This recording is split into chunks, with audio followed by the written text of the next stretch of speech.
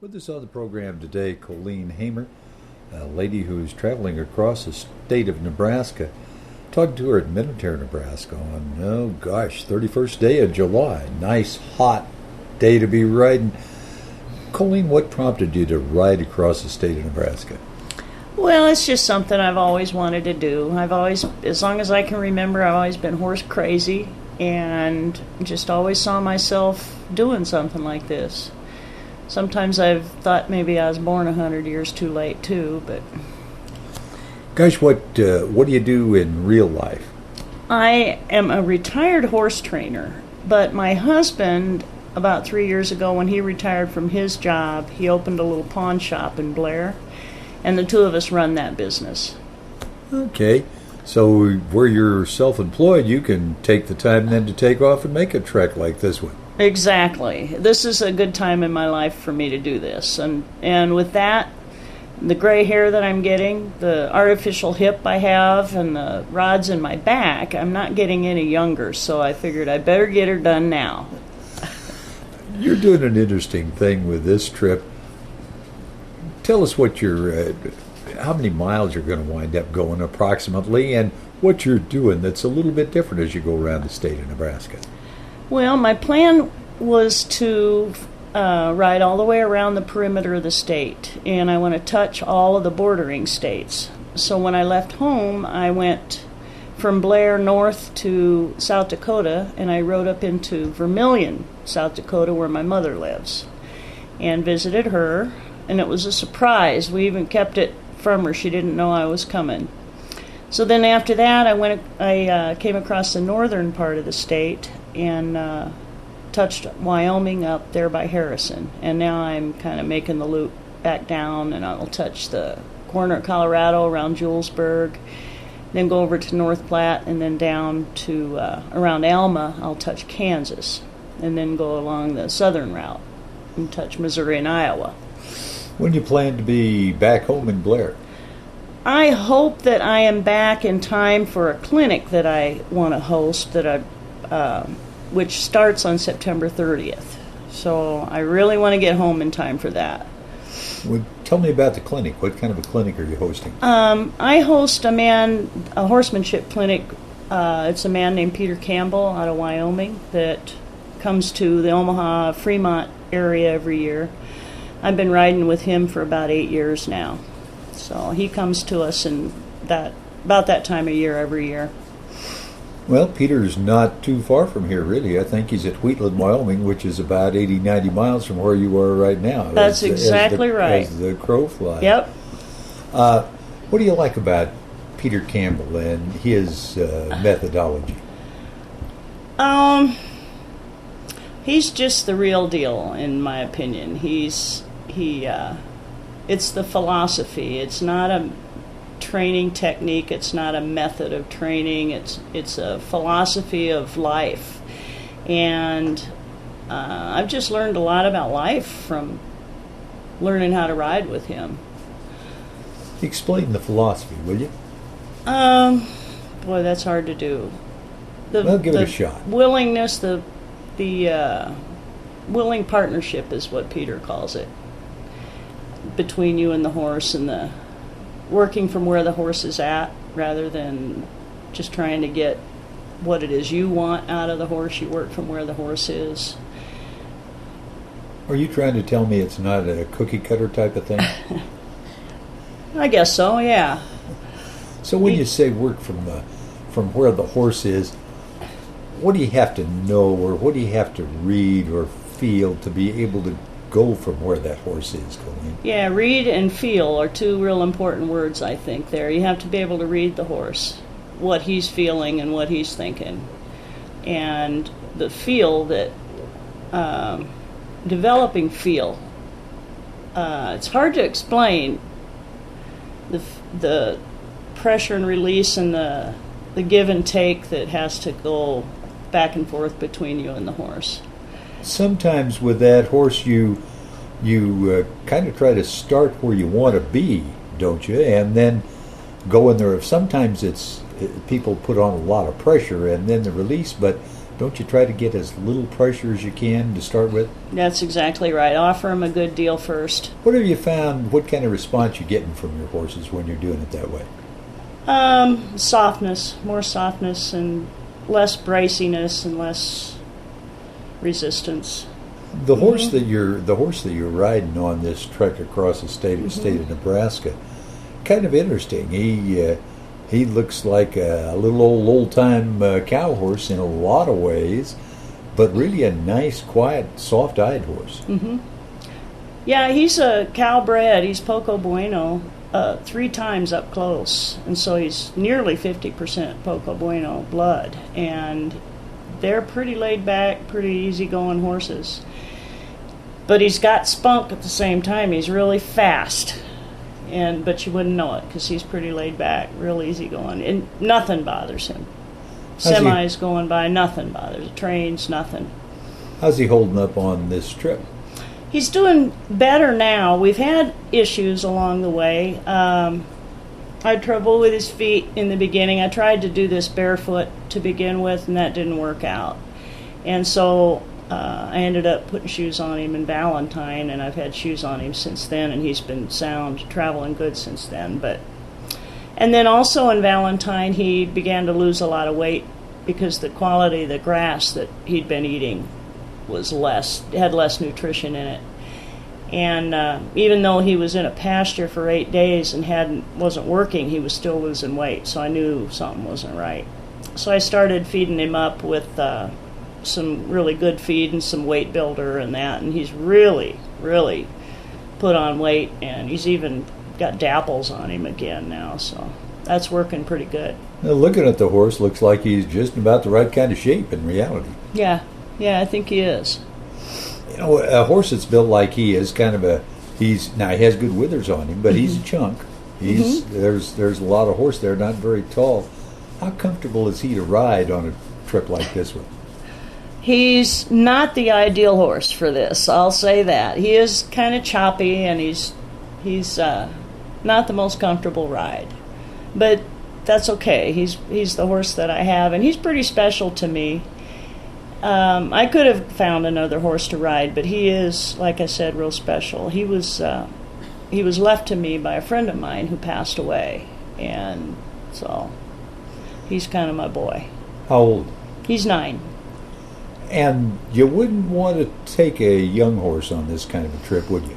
Well, my feeling is that they have to be at least 6 years old to be physically mature, for their skeleton to be completely mature. And the only other horse I own is 5. So I would have brought the younger one maybe, but he's just not old enough. So you mentioned that you've been to a lot of Peter Campbell's clinics, and you're actually hosting one at your place in Blair. Anybody else that you've done quite a bit of work with? Well, I've ridden with Buck Brannaman a couple times. I rode with a guy named Harry Whitney. Those are the 3. Those 2 and Peter are the 3 that made the most difference for me. And Peter, I've been riding with him now for 8 years. Every year when he comes. So. Harry Whitney, is he from down in Arizona? I believe that's where he lives now. He's from Kansas originally. But he did a clinic in Lexington, Nebraska some years back, probably about 10, 12 years ago, was when I saw him. Are there a lot of similarities among the 3 of the gentlemen that you mentioned, Peter Campbell, Harry Whitney, and Buck Brannaman? Yes, they are. They all go back to Tom Dorrance and the pedigree. Yeah, and pretty much. Any differences that you see in these 3 guys? Because everybody has a little bit different personality, a little bit different disposition, but are they all just pretty doggone close in the way they handle the horse? I would say so, yeah. When you were training horses for a living, and you said you've been doing it for 30 years, and you've been working with Peter Campbell for 8. What led you to this type of training that Peter Campbell and Harry Whitney and Buck Brannaman through the Dorrance brothers are talking about? Boy, that's a good question. I don't know exactly. I know that things just started getting better when I started going and watching these guys, and especially when I started riding with them. Everything just started getting a lot better for me. I've studied everybody that I could get my hands on, and methods and training techniques and devices and things like that, and it just wasn't working very well. But getting control of the feet and the mind and connecting the reins to the feet was real key to me. And Harry Whitney also taught me that pressure and release thing, that release, and then I keep practicing that, and that's really what it all comes down to, I think, and that's what Peter coaches me on a lot, is that getting that release right at the right time and knowing when the horse's feet are doing the right thing and getting him prepared for his next maneuver. And I don't know, I just never had anybody talk to me in a way that those things were explained to where I could understand it until Peter and Buck and Harry came along, really. That release is something, boy, that has to be almost instantaneous, almost when the horse is thinking about doing it, doesn't it? Yeah, I agree. And that's hard to do. Yes, it is. What advice would you, where you've been training for 30 years, and you're on a trip like this one, so you're obviously very comfortable with the horse.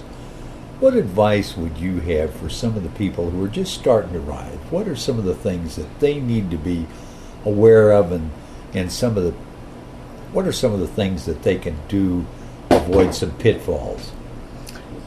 Get help. I would say find somebody that they can take a lot of lessons from and get a lot of help with. Because, there's a lot of people out there, they rode as a kid or something, and then they finally come to a time in their life when they can afford to have a horse, and they're 40, 50 years old, and they get their first one or something, and they really didn't know much. They thought they knew how to ride, but it's just a never-ending education, a never-ending journey, learning everything there is to know. Nobody will ever know it all, but I really study and learn and find somebody to help, especially somebody that can watch you and critique you and show you. You're not training horses for the public anymore, but are you still trying to learn? Absolutely. Always. Why? Because I'm not there yet. I got a long ways to go yet. So you feel your best training job, although you're not a trainer anymore in the sense that you're doing it professionally. Mm-hmm. Although we're all trainers when we're around a horse, are we not? Yes, that's right. Every time you are with your horse, you're teaching it something, whether it be something good or something bad. Yeah. Unfortunately, sometimes it's something bad. Yeah. And when we talk about something bad, what are some of the bad things that you've seen over the years with the horses that have been created by the folks that are handling them? Without knowing, it's always that pressure and release thing, but sometimes we release when we're not at the wrong time. For instance, you go out and you feed your horse, you throw a bucket of grain in there, and you immediately turn around and you walk away. And that horse, whether you know it or not, a lot of horses, most horses probably, will begin to think that when you throw that grain in there and then you turn and walk away, they think they're driving you away from that grain. And eventually they start getting cranky when you throw that grain in there, and they pin their ears and they might crank their tail, and they might even turn around and kick you because they think they can drive you away from that grain because you've always thrown it in there and walked away. But if you pay attention to what the horse is telling you and make them yield to you, if they're pinning their ears or acting cranky, then make them wait I don't know if that makes any sense or not. That makes a lot of sense because you can. Now, I never thought about. I tend to go in and feed my horses just because I want to have the interaction with them. But I've got one pen where I've got 5 horses that I grain at a time, and you do have to watch it, or they'll get a little bit pushy, and once in a while you do have to. But you explained that very well, and that's something that's worth knowing. What about when you're haltering that horse or letting him go after you've been working with him? What are some of the things you need to do there, Colleen? When you let him go, that's a good one. I like to have them stand there and wait. I take the halter off, and then I like them to continue standing there and wait. And I'll usually keep my hand on them so that they won't leave right away. Pet them, whatever. Make sure that they stay put once you pull that halter off, because they can easily get in the habit of turning immediately away and turn their hindquarters towards you and run off, and sometimes they'll kick up and might even kick you accidentally. So it's a respect kind of a thing too, I think, to, hey, stay here with me for a little bit. And do you like to have that horse's attention on you when you're taking that halter off? Yeah, absolutely. Absolutely. Because you will see people take a halter off and the horse is gawking over somewhere else, looking at the neighboring horse or the neighboring dog, or thinking about the feed that he's going to go get when you turn him loose. And it is important to have his attention before you do that, is it not? That's right. I agree. Anything else that you can think of that's a little thing that people ought to be aware of? There's a lot of things. I mean, do you run into, when you were training for the public, did you run into quite a few pushy horses? Oh, yeah, absolutely. Yeah, lots of those that people had allowed, that people had been messing with the horse or had owned the horse for a long time and didn't understand that the horse was pushing them around. And they get into that habit. It's real hard to break that. And can be tough on the horse. Yeah, it can. Yeah, tough on the people, too. Well, so if I'm understanding you correctly, I know one thing we've run into here at this horse barn is people and treats. And now, in your view, is there anything wrong with giving a horse a treat? Oh, I give them a treat once in a while. I do, but I don't let them get pushy about it.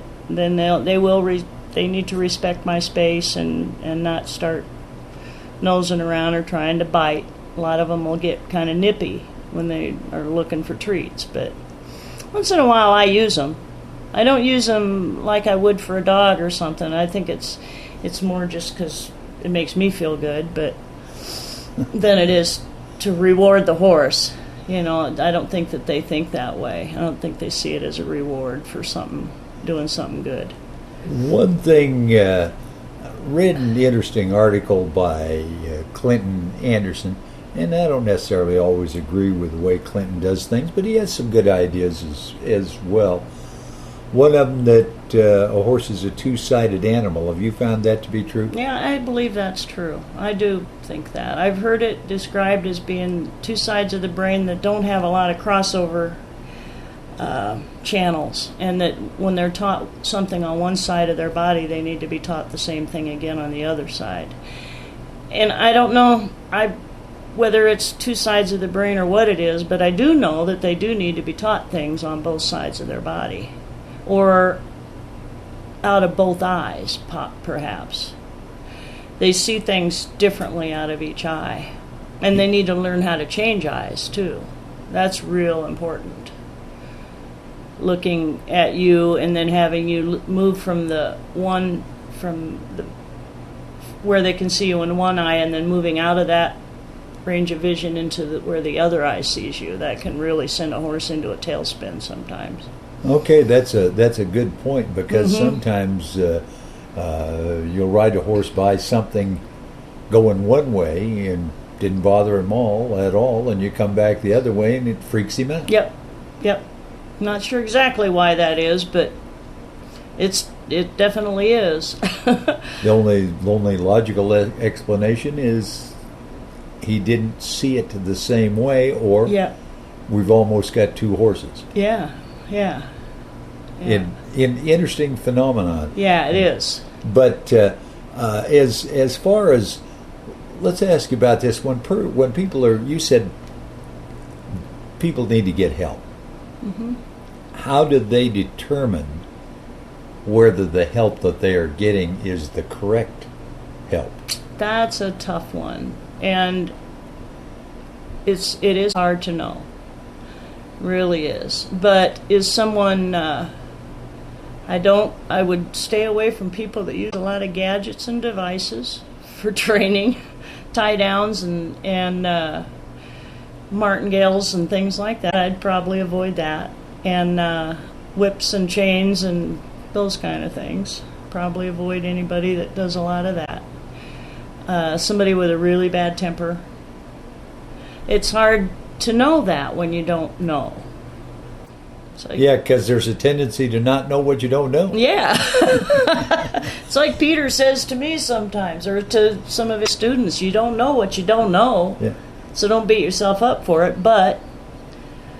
And Peter will say, just pick someone, one person, and stick with them. Colleen, gosh, it's been a lot of fun talking to you, and I hope you have a good time on the rest of your trip back to eastern Nebraska. Yeah. You're what, about halfway on this trip right now? Yeah, I've got 750 miles under my belt now, and I was looking at the map, and it looks like I got about another 600, maybe 650 to go. Well, something like that. Thanks for stopping and visiting with us here at Minatare, Nebraska, and you ride carefully, and you have a great trip on the rest of the way back to Blair, Nebraska.